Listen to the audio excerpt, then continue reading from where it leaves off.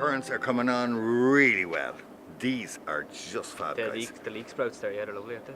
Now, I know we use the artichokes when they flower every year, James. Yes. It'd be great to get those into the restaurant. Yeah, even this evening, like, yeah. I'll grab a loan there later on and maybe come out and pick them and for the centre tables, maybe.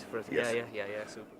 I do wild food here in Brook Lodge, and wild food certainly is part of ZER0KM because wild foraging is about recognizing abundance, and within 1 kilometre perimeter here you find so many things.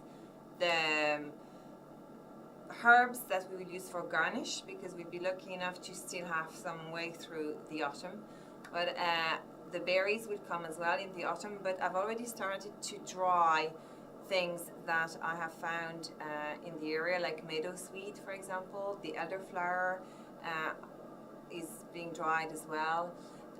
So it's a continuous process that started with the wild garlic in February, and that will go on all the way until the ZER0KM dinner.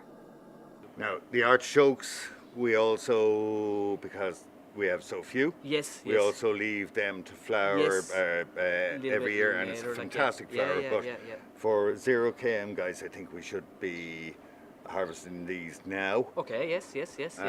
And brining them. Put them aside. Yeah.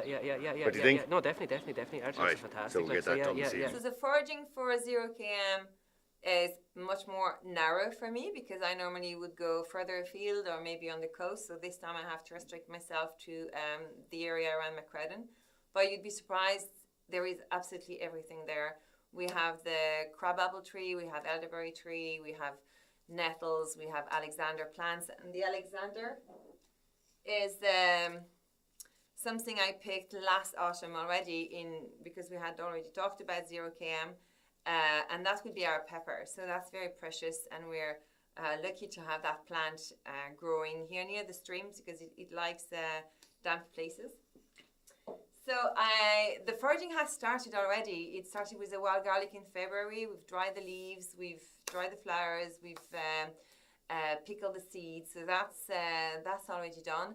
But it's a work that will be in progress until the ZER0KM dinner, and finish with the berries in the autumn. Now, elderflower, Clotilde, we need to get a bit more. Go. Come on.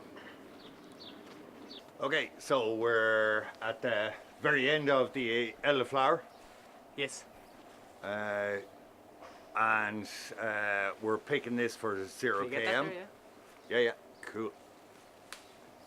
I'll take But we also need to leave a few of these for the berries. Yes, definitely, yes. And actually the berries are starting to come up on these already. So it'll be interesting to see if we can get enough saved of the berries before the blackbirds steal them all. Yeah, super. Right. It's a good idea to keep them. Keep this one for the berries especially, Well, a third of the flowers, leave a third for the birds, and leave a third for the berries later on. Happy days.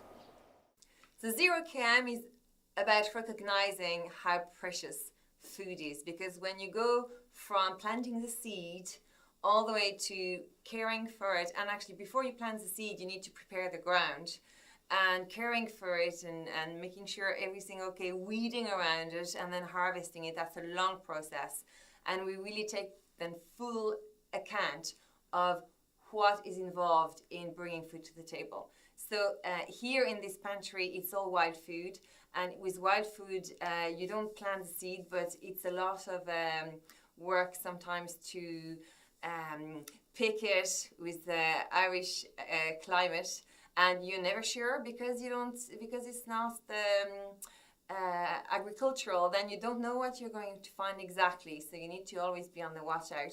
So this is all about hard work of preserving, and for ZER0KM we've got the special shelves here with my standoff sign for the chefs not to be touching the ZER0KM shelves, because if those are gone, they're gone.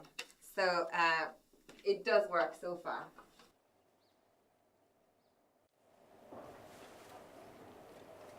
And that's so sweet. Yeah, it's lovely actually. Yeah. That's why we like it.